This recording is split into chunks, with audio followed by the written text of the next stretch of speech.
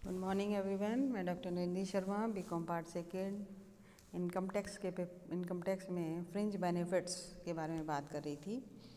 अब हम इसका थर्ड पार्ट देखेंगे।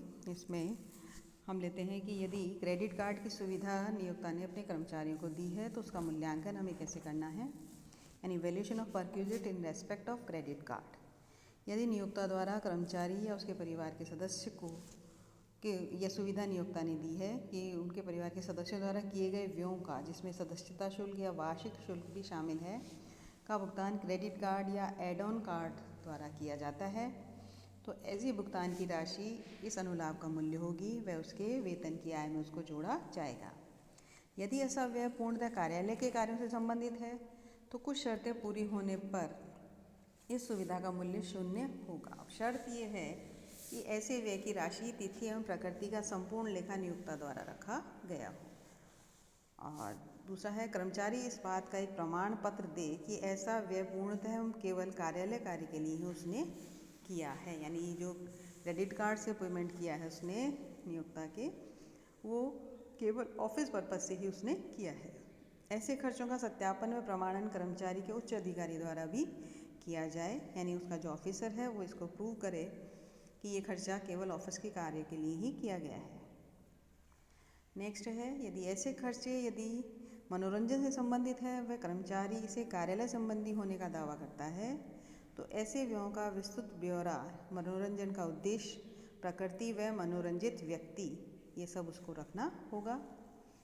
और यानी उसने मनोरंजन से संबंधित खर्चा किया है और वो इसको प्रूव कहता है कि कार्यालय से संबंधित है, तो उसको ये रखना होगा कि किस उद्देश्य के लिए उसने किया, किन व्यक्तियों का एंटरटेनमेंट उसने किया, उद्देश्य क्या था, उसकी नेचर क्या थी, ये सब उसको रिकॉर्ड रखना होगा। और इस सुविधा के लिए यदि नियोक्ता ने कोई राशि कर्मचारी से वसूल की है तो उसे उक्त मूल्य में से घटा दिया जाएगा। वह शेष राशि ही इस सुविधा का मूल्य होगी। यानी अगर नियोक्ता के व्यक्तिगत व्ययों का भुगतान उसने किया है तब तो जितना किया है वो, और अगर ये कर्मचारी ये प्रूव करता है कि ये सुविधा या जो भी उसने खर्चा किया है वो ऑफिस कार्य के लिए किया है, तो उसे ये सारी बातें प्रूव करनी होंगी, तभी ये उसके लिए करमुक्त होगी। अब नेक्स्ट है क्लब की सदस्यता एवं क्लब व्ययों का मूल्यांकन, valuation of club membership and club expenditure.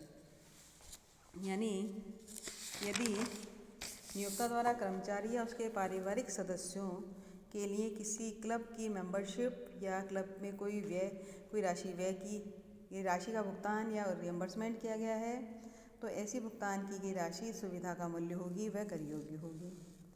अब यदि कर्मचारी से इसके लिए कोई राशि नियोक्ता द्वारा वसूल की जाती है तो वह राशि उक्त मूल्य में से कम कर दी जाएगी और शेष राशि ही सुविधा का मूल्य होगा। अब इस नियम का अपवाद है कि कुछ परिस्थितियां ऐसी हैं जबकि सुविधा का मूल्य 0 होगा। इसमें ये कहा गया है कि यदि क्लब का उपयोग पूर्णतः व केवल कार्यालय संबंधी कार्यों के लिए किया जाता है तो फिर यह सुविधा कर्मचारी के लिए करमुक्त है। यदि नियोक्ता ने क्लब की सुविधा सभी कर्मचारियों को समान रूप से दी है और सभी उसका उपयोग कर रहे हैं तो यह सुविधा कर्मचारियों के लिए करमुक्त है।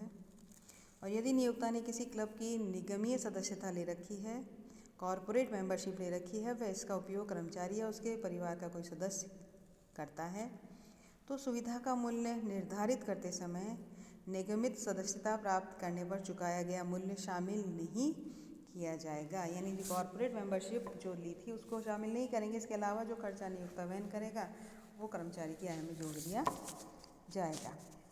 तो इस तरीके से ये हमने अभी तक कुछ फ्रिंज बेनिफिट्स या आनुषांगिक लाभ के बारे में पढ़ा।